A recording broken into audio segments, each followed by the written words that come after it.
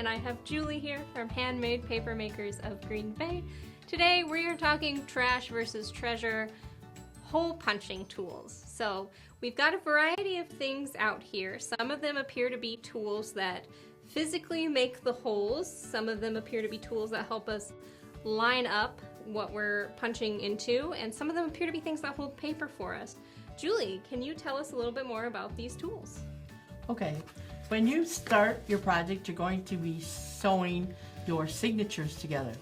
And so that your signatures all come out the same, you're going to want to use a template so that the holes all are the same on each signature. And you're going to want to use some sort of sharp tool to punch a hole into those signatures. Now, this is an awl. This is a needle in a cork, very inexpensive. And this is a T-pin. Those are very inexpensive also. This is a very, very fancy hole punch. It's kind of like a drill.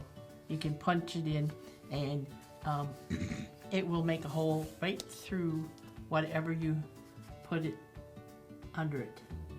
And it screws it kind of like a drill bit. And it pushes it right through. It's pretty cool. So in terms of these materials here, what is our most expensive, maybe hard to get thing versus our least expensive, easy to get thing? This is probably the most expensive tool. It's a punch, a hole punch that comes with 5 different bits. So these bits are interchangeable.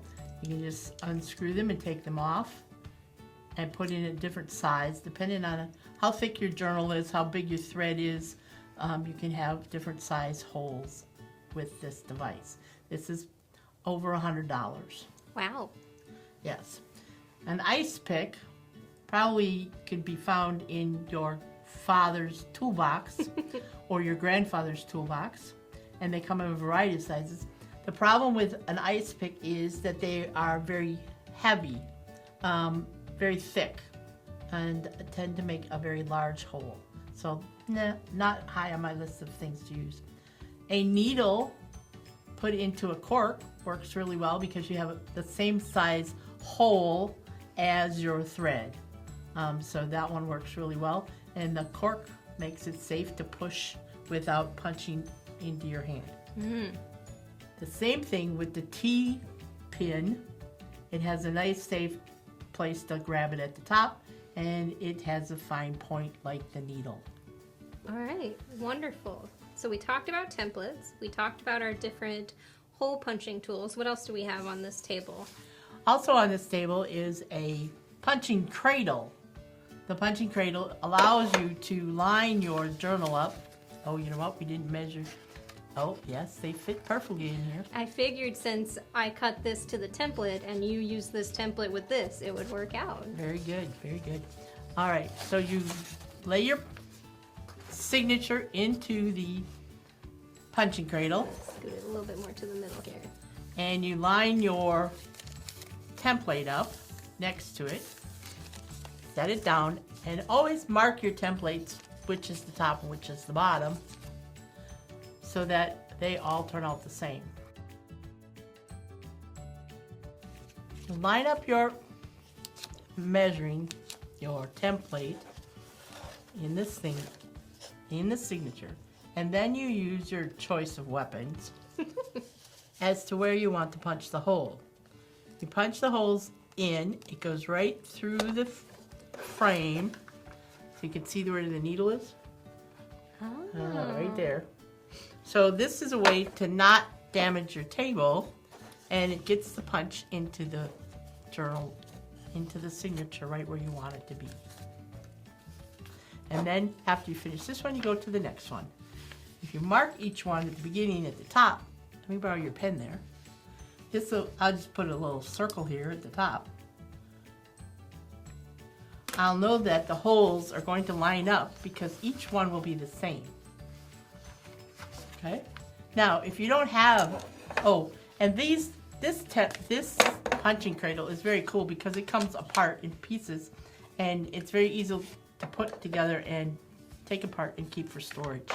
And is this something that you are offering to sell through your shop? Oh yes, we are. That's wonderful. It's quite easy to do. And one thing that I found in using this template is that a piece of fabric on the inside keeps the pieces from pulling apart. So it's really nice to put a piece of fabric on it. You can also use, instead of the punch and cradle, you could use a book. We'll slide that over here a little bit. Show us how that works. With the punch and cradle, again, with the book, very much like the punch and cradle. You line this up just like you want it, matching very carefully, and then you put it into the fold in the book. Oh, reusing that gutter as sort of like a found cradle. Yes, yes. And I like it. This is still the top. And then you can punch your holes, matching them up. This paper is very good for a pattern because they're 1/4 inch squares, and they're very nice to keep the holes in line and straight. My biggest drawback. My holes don't come out straight. So the book works really well to punch holes in. And Michelle, I understand that you have a different way of doing it too. I'm wondering if you could show us that. Absolutely. I did not learn to make books with a punching cradle, so I have a hard time using them. Maybe I'm just not coordinated enough. You seem to have a lot of use out of your punching cradle. But I actually do it all by hand without a device. So I'm still using these wonderful tools. What'd you call them? A weapon of choice over here? Yes, weapons of choice. And I know you don't necessarily prefer the awl or an ice pick, but I do. That's what I like. So my template gets put inside here, and I know, Julie, I think you've used maybe binder clips to hold things in place in the past. Oh, that's a good idea. But I will even sometimes make a template that sits inside this sheet and looks exactly like it. We could fold it. Yeah, on so the like hole, it the would roll fit hole. in here. Yes. My template would have holes here. Yes. But then I hold my signature with one hand at the bottom, one hand with my awl. Yes.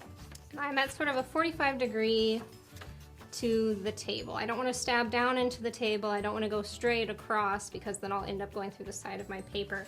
But if I go at sort of a 45-degree angle here, the tip of my awl should just come out, and I can be really precise about how deep I go, and then I'll just follow my template all the way up or down. As long as I'm holding with the other hand, things shouldn't shift around too much. Mm-hmm. Very good. Well, thank you so much for showing me all this today. I really appreciate you sharing your knowledge with me. Well, thank you very much for coming today. Yeah, and we will see you next time on Trash vs. Treasure.